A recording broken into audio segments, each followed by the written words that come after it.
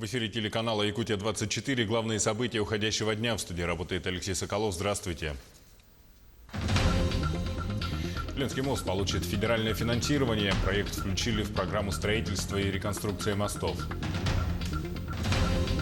Якутск должен стать социокультурным центром Арктики. Глава Якутии обсудил этот вопрос с министром культуры России. Баланс воды. Предприниматели оказались не готовы к новым правилам МинЖКХ. Возникли проблемы с синхронизацией данных по вывозу фекалий. 13 человек заболели корью в республике. Инфекция обнаружена у взрослого населения. Мастер-класс по кикбоксингу в Мирном вновь встречает чемпионов. Объединение школ в Нерюнгри. Родители просят гарантии по качеству обучения для своих детей.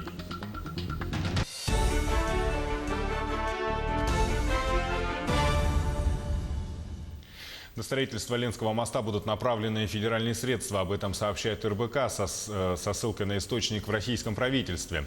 По сведениям агентства, правительственная комиссия во главе с вице-премьером Максимом Акимовым одобрила программу строительства и реконструкции мостов на сумму 1 триллион 100 миллиардов рублей. Половину этих средств до 2024 года власти предлагают взять из других госпрограмм, в том числе и на строительство моста через реку Лена. Якутия устроила для инвесторов настоящее инвест-роуд-шоу. Новый формат презентации республиканских инвестиционных проектов прошел в рамках Дней Дальнего Востока в Москве. Крупные региональные компании напрямую пообщались с представителями Российского фонда прямых инвестиций, с которым республика реализовала уже не один проект. И в скором времени этот список пополнится еще несколькими. Для испытания автомобильных шин, реализуемый СВФУ в индустриальном парке Кангаласы, и 2 проекта переработки газа, которые сейчас интересуют китайских инвесторов. В этом году предполагается около 430 миллиардов прямых инвестиций в экономику на 960 с небольшим тысяч жителей. То есть это, я считаю, как раз основной показатель инвестиционного климата в республике. Если иностранные инвесторы чувствуют себя настолько уверенно у нас уже не в гостях, а как у себя дома, то это уже, конечно, основной показатель. Российский фонд прямых инвестиций – это суверенный инвестиционный фонд Российской Федерации. Он создан правительством страны для финансирования лидирующих компаний наиболее быстрорастущих секторов экономики. Во всех сделках фонд выступает соинвестором вместе с крупнейшими фондами прямых инвестиций, суверенными фондами, а также ведущими отраслевыми компаниями. Якутия, безусловно, в силу своего географического положения, огромного размера и безмерной бездны, так сказать, полезных ископаемых, которые владеет, является исключительно привлекательным инвестиционным регионом. И я думаю, что это только начало, потому что сейчас мы рассматриваем всего несколько проектов, но я думаю, что начало положено, и мы будем смотреть на гораздо больше инициатив, которые исходят от самого региона. Глава Якутии Айсен Николаев провел официальную встречу с министром культуры Российской Федерации Владимиром Мединским. В ходе разговора обсуждены ряд вопросов, связанных с развитием культуры в регионе. Прежде всего, софинансирование из федерального бюджета строительства арктического центра эпоса и искусства в Якутске. Айсен Николаев сказал, что город претендует на право быть социокультурным центром в Арктике. Для этого нужен культурный комплекс мирового уровня, который будет отвечать новым требованиям. Также Айсен Николаев пригласил министра культуры в конце марта в Якутию на 5-й международный кинофестиваль, в рамках которого будет презентован проектор для малых кинотеатров в сельских населенных пунктах, разработанный по заказу Якутии японцами. Обеспечить прозрачность рынка труда, оцифровать работу человека с человеком, обеспечить беспрепятственный вход новых профессий на рынок труда.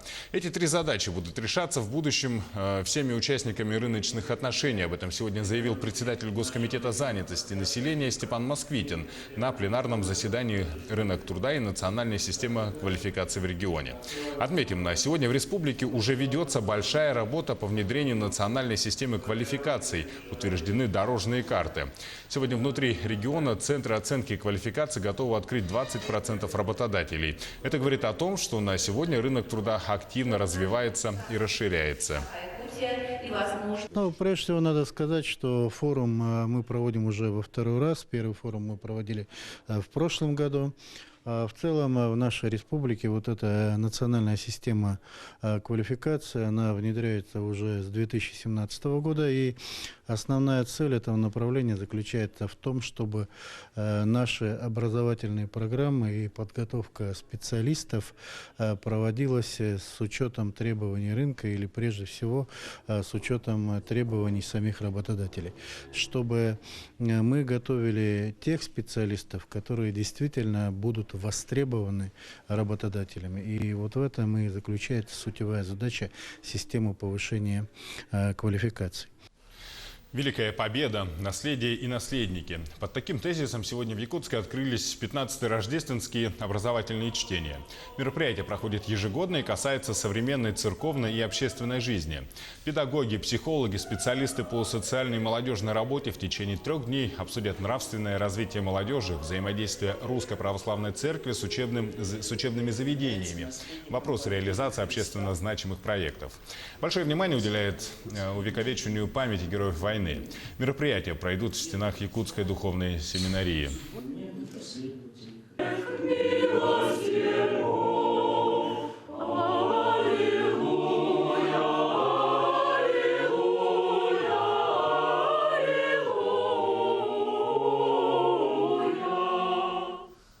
Арка в виде часов, олененок с упряжкой, снеговик с санями – и все это в современном арт-исполнении со светодиодами. Площадь города Ленска в преддверии новогодних праздников предстала перед ленчанами в новом облике. Анна Кожевникова побывала на месте главного празднования Нового года в Ленске. Сделать новогоднее селфи каждый ленчанин может на центральной площадке празднования Нового года центральной площади имени Ленина. Здесь в преддверии праздника установили современные инсталляции со светодиодами. Все в соответствии с сегодняшним веянием арт-моды. Ну а любители зимних забав могут покататься на большой деревянной горке. Сезон зимних игр был открыт 1 декабря. В этот же день зажглись огни на главной елке города. Это событие сопровождалось праздничным концертом, хороводом, фаер-шоу и даже фейерверком. Именно для таких красочных праздников и созданы все объекты на площади. Так как мы уже находимся в 21 веке, что требуется оформление уже современное, да, светодиодное. Поэтому в прошлом году было принято решение, заложены деньги в бюджет города. А вот как будет украшен остальной город к новогодним праздникам, пока остается загадкой для жителей Ленска. Первые снежные и ледовые фигуры только появляются возле предприятий и объектов торговли. Городская администрация объявила конкурс на лучшее новогоднее украшение. Приветствуется все. И световые панно, световые иллюминации, снежные ледовые фигуры. Так как конкурс имеет заявочный характер, надо будет обратиться в администрацию города до 25 декабря. Но сообщить о красивом оформлении в городскую мэрию может любой посторонний наблюдатель. А вот к новогодней ночи, если мороз не станет препятствием нашей и так нелегкой транспортной логистики, ленчане будут наблюдать настоящее чудо для своего небольшого городка. Компания «Транснефть» закупила новогоднюю атрибутику, а Министерство архитектуры Якутии сделало подарок для ленчан в виде светодиодных обвесов для фонарных столбов на площади и главной ели города, возле которой соберется весь Ленск в ночь на 1 января 2020 года. Анна Кожевникова, Денис Семенов, Ленск. Ну а сейчас небольшой блок рекламы, и смотрите далее на телеканале Якутия-24. 13 человек заболели корью в республике. Инфекция обнаружена у взрослого населения. Мастер-класс по кикбоксингу в Мирном вновь встречают чемпионов. Объединение школ в Нерингре. Родители просят гарантий по качеству обучения для своих детей. В эфире Якутия-24. Мы продолжаем наш выпуск. Круговорот воды в коммунальных службах. Новое положение приказа Министерства ЖКХ Республики, принятое еще в июле этого года по балансу воды, привело ресурсно-снабжающие предприятия к полному дисбалансу. Предприниматели оказались не готовы к работе в новых условиях. Механизм потребления воды начал бить по карману поставщиков услуг. К чему это может привести в дальнейшем, в материале нашего корреспондента Дмитрия Тымырова. Полгода работы с новым механизмом обращения с расчетами потребления воды поставило в тупик ресурсоснабжающие предприятия республики. Проблемы практически в каждом районе. Несоответствие показателей потребления воды разнятся у большинства. И это было предсказуемо. МинЖКХ не согласовала внутри себя, как это все будет происходить. В результате крайними получились мы, то есть ресурсоснабжающие организации. Простой пример: ГУП ЖКХ дает данные одни, мы данные другие, так как количество людей оно не постоянно. То есть люди не живут постоянно по одному адресу, они ездят в отпуск, в больницу, умирают, рождаются. И в результате у нас, так как базы биллинговой системы разные, у нас не бьется количество людей. В итоге получается расхождение показателей, а по новому положению в такой ситуации агентство субсидий республики просто не возмещает затраты на оказание услуг ресурсоснабжающих предприятий, даже если показатели разнятся только по одной квартире или человеку. На практике ряд ресурсоснабжающих организаций ведут начисления в своей программе и потом выгружают эти данные в биллинг. Да, и вот эти выгрузки, они, во-первых, не всегда проходят правильно и гладко, а во-вторых, есть объективные причины, в том числе и программные ошибки, которые мы выявили в механизме прихода к балансу воды. В Министерстве ЖКХ республики, которые утвердили новый порядок расчета обращения с водой, прокомментировали ситуацию таким образом. Почему вопросы возникли у предпринимателей? Потому что своевременно работа по синхронизации ресурсоснабжающей организации не была проведена. Приказ был принят в прошлом году, вступил в силу с 1 июля этого года. То есть порядка года было для того, чтобы провести работу по синхронизации, но, видимо, из-за того, что недопонимание, да, хотя мы информировали всеми способами, проводили семинары, там непосредственно ресурсоснабжающим организациям сообщали, но, к сожалению, эта работа была не проведена, и результаты этой работы на сегодня вот такие, такие у нас есть. Получается, перед запуском нового механизма авторы проекта не проконтролировали готовность к работе с ним всех ресурсоснабжающих предприятий. Как говорят сами поставщики услуг водоотведения, недочеты нового положения были известны заранее, еще до старта проекта, но их так и не доработали. То есть изначально, когда этот порядок только притворялся в жизнь, теоретически, да, считалось, что в одном доме не может быть разной степени благоустройства. Но на практике это бывает и бывает часто. А в нашем деревянном фонде, наверное, я думаю, чаще, чем вы себе это представляете. Потому что люди, чтобы хоть как-то улучшить себе условия, они своими силами ставят ванну, ставят туалет, да, и подводят коммуникации. Соответственно, все вот эти мероприятия, они влекут изменение степени благоустройства.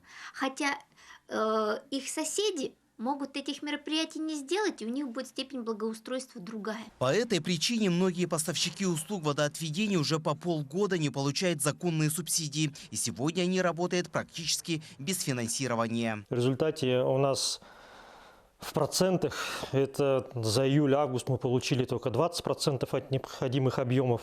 Там в ноябре немножко вывели в районе 60%. Ситуация такая, что фактически за эти деньги работать невозможно. Долги предприятиям вызывают справедливое возмущение. Поставщики услуг водоотведения могут просто приостановить деятельность. А это в скором времени может привести к тому, что большие населенные пункты и города просто-напросто утонут в собственных отходах. Дмитрий Тымыров, Семен Семенов, Якутск. 13 человек заболели корью в республике. Инфекция обнаружена у взрослого населения. Все заболевшие взрослые находятся в Якутске. Одна из них – жительница Абыйского улуса. Больные не имели прививку против кори. Об этом сегодня нашему телеканалу сообщили в региональном управлении Роспотребнадзора. Как защитить себя от этого вирусного заболевания и чем оно опасно, в материале Ульяны Шагиной. Болезнь, которую еще 10 лет назад считали почти побежденной, сегодня все чаще поражает не только детей, но и взрослых. Случаи уже перестали быть единичными. В республике карантина пока нет, ситуация не настолько критична. Однако власти уже организовали массовую иммунизацию населения, чтобы предотвратить распространение инфекции.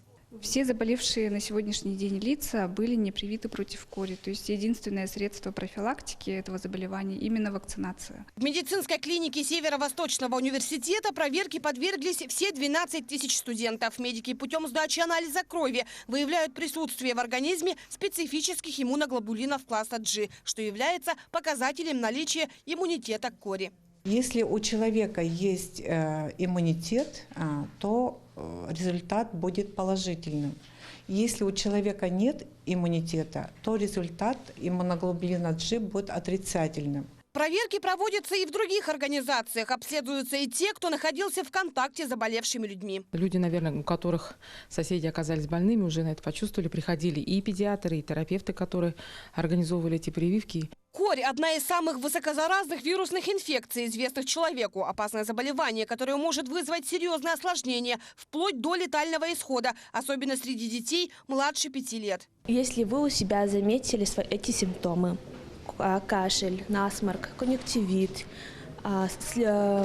светобоязнь, сыпь, которая началась с лица, рекомендуется вызвать своего участкового врача, а не ходить в поликлинику, так как корь является высококонтагиозной и распространяется воздушно-капельным путем. Согласно национальному календарю профилактических прививок, в год делается вакцинация от кори и в 6 лет ревакцинация от этой болезни. Плановые прививки взрослым проводятся по национальному календарю всем лицам до 35 лет.